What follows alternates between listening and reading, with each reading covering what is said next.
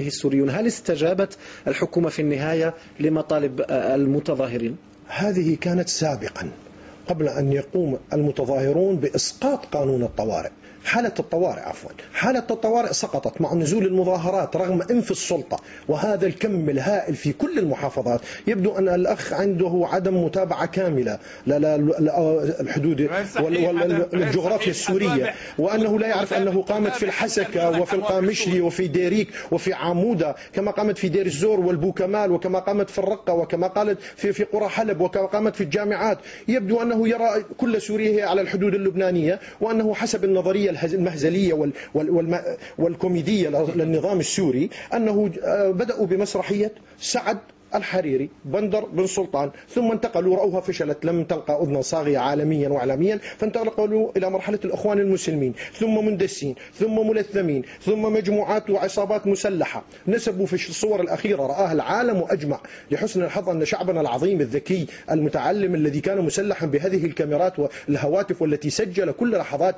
وغالبيتها التي تقوم فيها السلطات وملثميها بالصدفة، رأتهم الكاميرا التلفزيون السوري التي كانت بالصدفة موجودة وصورتهم وهم بكامل حريتهم يطلقون، صورتهم. بينما شعبنا الأعزل هذا العظيم الشجاع الذي نزل بصدور عارية إلى الشارع ورفع كاميرات ليصور جرائمهم، الأخ يتجاهلها.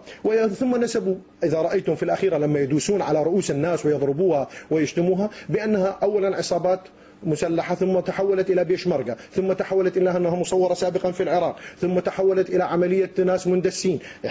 كل يوم سيناريو. الآن شعبنا فندها عندما ظهر الشباب وأبرز هويته، وكان أحد الضحايا لتعذيبهم ولقمعهم، وصور المنطقة في ساحة بانياس. يعني شيء مخزي أنه يظهرون على الإعلام بهذا المستوى من الأكاذيب. ثم قالوا أن سيارات محملة بالسلاح أتت من العراق وبالصدفة. هؤلاء الذين قتلوا كمال جنبلاط سابقا ووضعوا عليها لوحة العراق بغداد. هذا نظام مجرم قاتل، كل يوم يكذب. طيب. المشكلة أنهم لا يستطيعوا أن يكذبوا كل الوقت على كل الناس. يعني كل هذه الأجراءات برأيك لا معنى لها؟ لا يا أخي الكريم، القضية ليست مطالبة وإصلاحات. الشعب السوري يخوض ثورة تحرير. نحن الآن قلناه، ومنذ نحن في حالة الجلاء الحقيقي والجلاء الثاني. رحل المستعمر الأجنبي سابقا، والآن نرحل أذياله. لقد قمعونا 40 عاما من اللاشرعية. إنسان وريث منصب، أبوه قام بانقلاب عسكري على الانقلاب الذي قبله، إذا تسلسل لا شرعي. التقادم لا يشرعن الباطل، وكلما بني على باطل فهو باطل. إذا بشار أسد ليس رئيسا شرعيا لسوريا، لا هو ولا حكومته ولا مجلس الدوما الذي يملكه ولا كل المصفقين. شعبنا يخوض ثورة حرية كاملة وعلى استعداد لدفع الدماء. طيب. من أقصاها إلى أقصاها. اسمح لي العفو. لا طائفية وحرية وسلمية هدفها الشعب.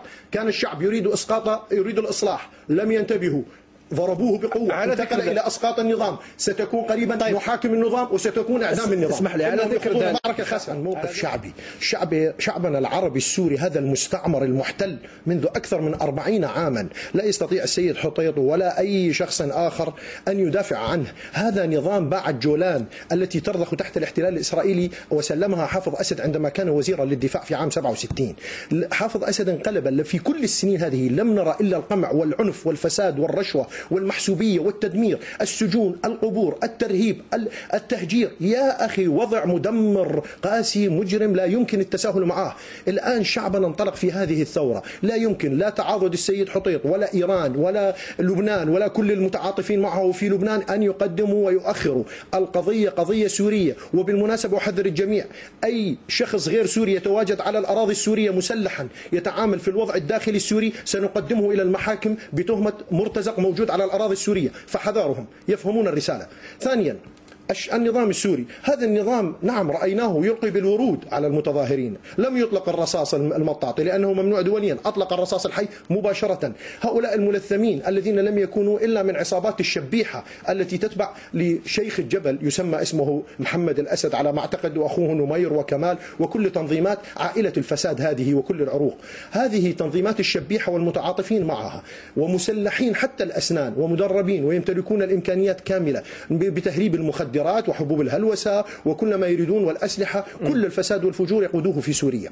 ننتقل إلى قوات القمع التي يمتلكها النظام، بدءا كما حكى الشيخ في حمص الفرقة الرابعة التي يديرها ماهر أسد، هذا الذي سيقدم إلى المحاكم قريبا كما رأيناه في مجزرة الصيدناية واقفا كالطاووس الفارغ يتفرج على جثث الأبرياء الضحايا في السجن عام 2008، سيقدم. وهذه وثيقة، وبالمناسبة نحن أعددنا وثائق كاملة بدءا من الجرائم السابقة للنظام إلى عملية الأطفال الذين عذبوا وقلعت أظافرهم والمساجين في هذه المظاهرات الحالية والتي تم تعذيبهم إلى المحكمة الدولية. والله سنقدمهم إلى أسوأ من نورنبرغ وأسوأ من لاهاي. أعود إلى سؤالك.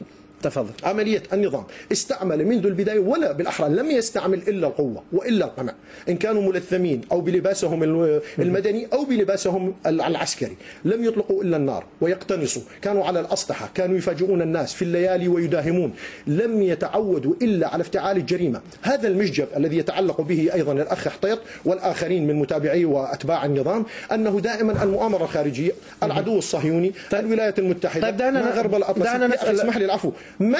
من كان يحرس حدود هذا الكيان الصهيوني غير هذا النظام 40 عاما، وتوجته صحيفة الهآرتس ملكا لإسرائيل. ثانيا، الجيش السوري لم يستعملوه إلا في حماة مع قوات القمع التي قادها المجرم السابق رفعت أسد. قتلوا الناس في حماة 47,000. لم يفتعلوا المذابح في سجون تدمر وصيدناء وفي كل سجون. يوجد عنده من الحجج أن يبرهن على أن هذا النظام وطني، لأنه لا وطني. لا يمكن أن يدافع عن شرعية هذا النظام، لا يمكن أن يدافع عن أي مقاومة تتكلم. أنا لم أقاطعه. عن أي مقاومة تتكلم؟ المقاومة الحقيقية التي يمدها الشعب العربي السوري عمقا لها، ليست التي تمدها النظام. هذا اللي يقايض فيها في كل المؤتمرات السرية التي يعقدها مع إسرائيل وأمريكا.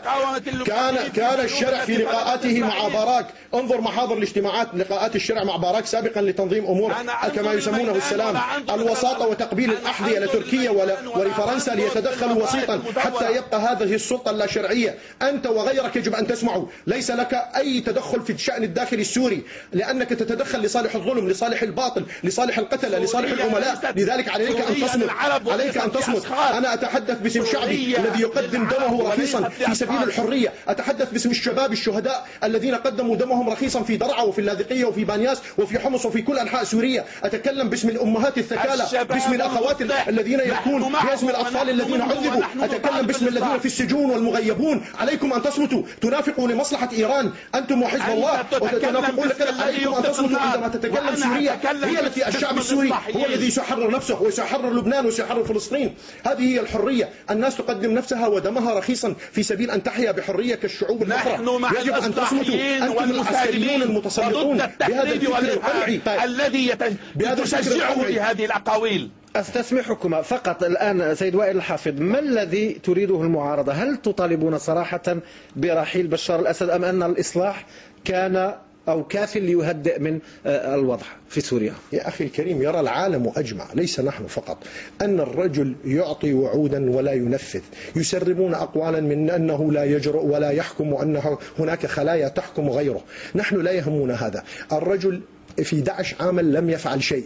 أنا من الذين كانوا لا يؤمنون بنظرية وصوله إلى السلطة كوريث ومن أنه سيصلح.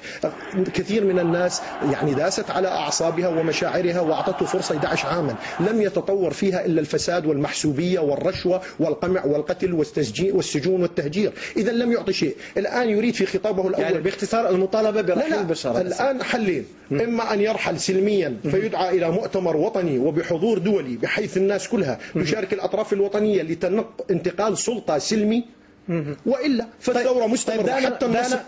لا يستطيع النظام السوري قراءة واقع شعبه ومعاناته وحالة الرعب الذي يعيش فيه المواطن.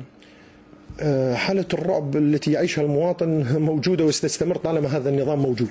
الآن يسقط النظام ستنتهي حالة الرعب. وأريد أن أذكر الأخ في بيروت هناك من أنه في سوريا كانت 3 كلمات: سلمية، حرية، لا طائفية. أصر شعبنا على عدم الطائفية. فهذا المشجب الذي يريد أن تعليق المنطقة تبعهم عليه مكسور ومنتهي ومعتزل. الحقيقة أن النظام الآن يلفظ أنفاسه الأخيرة. تفاعل معه، أيده السيد حطيط أو ما وراءه أو ما وراء الخليج العربي والأحواز العزيزة تنتفض الآن ونبارك لها ثورتها. المطالب والحرية والأمن والأمان والسعادة والرفاهية والتعليم والصحة والطبابة وكل ما نريد يتحقق بسقوط النظام.